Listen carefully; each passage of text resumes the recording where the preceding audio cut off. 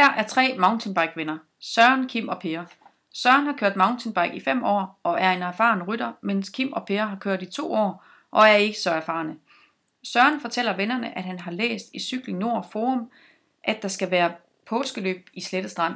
Han spørger sine venner, om de vil deltage i løbet. Kim og Per vil gerne, og Søren ringer til Esben for at melde dem alle sammen til påskeløbet.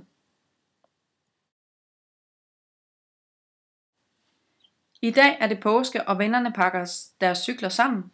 De skal over til påskeløb i Slette Strand. Vennerne kommer til feriecentret, hvor Esben møder dem.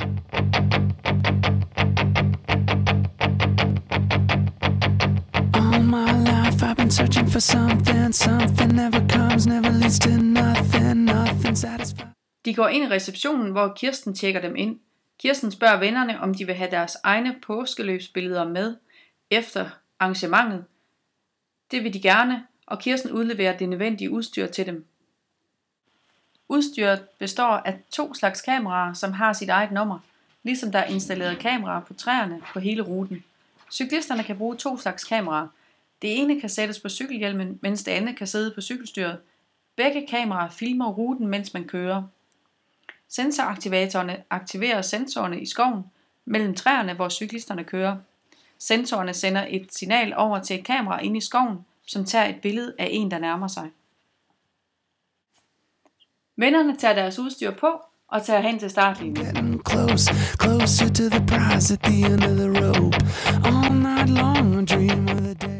Her er startlinjen, og påskeløbet begynder. Vennerne kører på ruten. Når de nærmer sig, aktiverer sensoraktivatorerne på cyklen sensorerne på træet.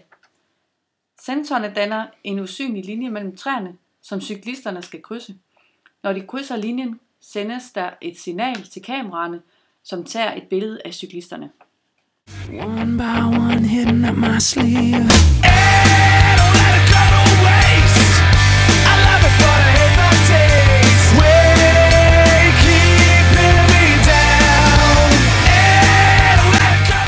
Når vennerne kommer tilbage til feriecentret efter løbet, afleverer de udstyret i receptionen.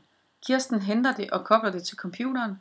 Programmet kan selv sortere de nye billeder efter sensornummerne og lægge dem ind i personlige mapper.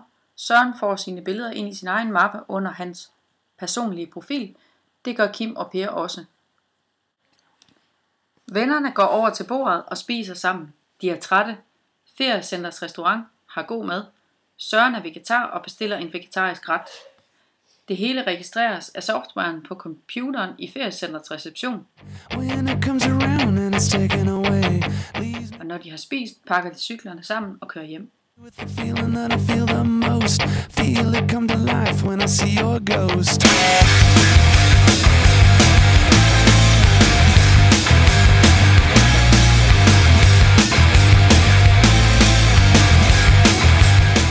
Hjemme vil Søren se sine påskeløbsresultater, sammenligne dem med andres og kigge på billeder fra påskeløbet. Han sætter sig ned ved computeren og går ind på www.slettestrand.dk og logger sig ind i sin egen profil. Her kan Søren se sine billeder fra påskeløbet. Han kan også sætte GPS-målinger ind under sin egen profil. Søren sætter sine billeder sammen og nyder de gode øjeblikke fra påskeløbet. Per åbner www.slettestrand.dk og kommer ind i sin personlige profil. Her kan han se og redigere sine billeder og videoer.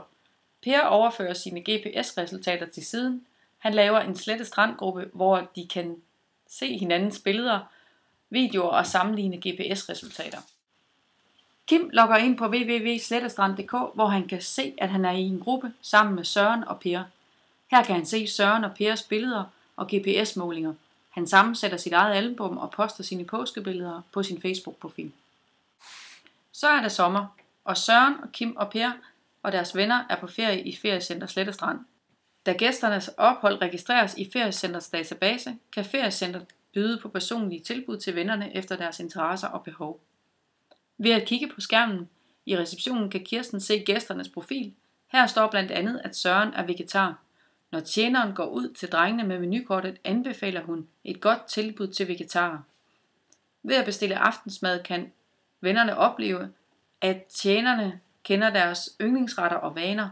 Søren synes, det er dejligt, at restauranten husker deres særlige behov. Alle gæster er glade, da de føler sig specielle. De har dannet grupper på www.slettestrand.dk, efter deres interesser og kender hinanden godt nu.